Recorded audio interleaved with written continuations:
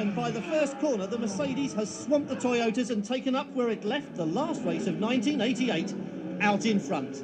Whether or not the light went green is immaterial now. The race is on, and it's Mercedes in front. Behind, in second position, the Toyota of Paolo Barilla, and in third spot, the Jaguar of Jan Lammers has sneaked past the other Toyota. Jeff Lees is relegated to fourth position. Then comes the Porsche of Harold Gross, then behind him the Porsche of Bob Wallach, and then the second Jaguar, that's John Nielsen. Climbing up through the hills of the Suzuka circuit, the Mercedes opens up a comfortable lead. This is the 4 valves per cylinder engine, twin turbos, and already showing its amazing power.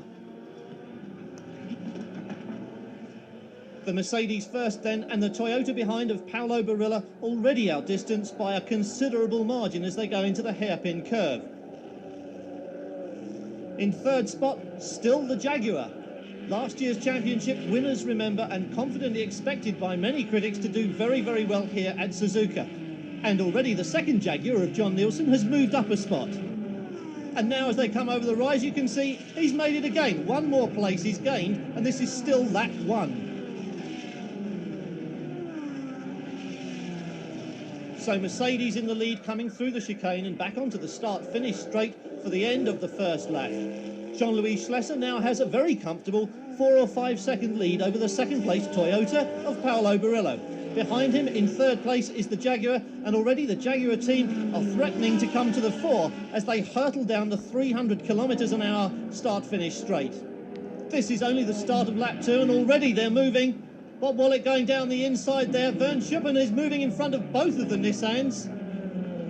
For such a long race, there's already an awful lot of work going on this early in the proceedings. Another 80 laps to go.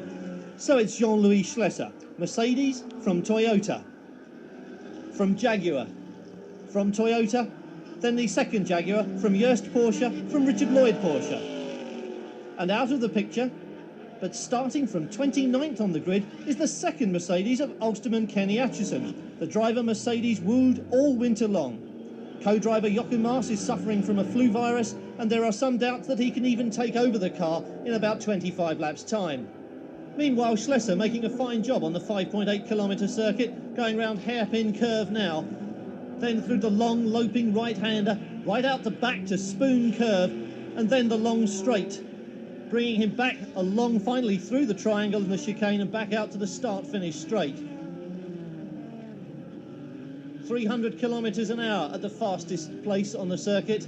These are the fastest racing cars in the world. The effort of concentration required to control one of these for 3 hours is so great that the drivers are normally paired, although new regulations introduced for 1989 do allow drivers to race single-handed if they require. Now look, a comfortable cushion for the Mercedes, then comes the Toyota, the Jaguar in third place, but Jeff Lee's already beginning to close the gap which Jan Lammers had opened out in the early laps. And here's the view from the camera car, the 3.2 litre V6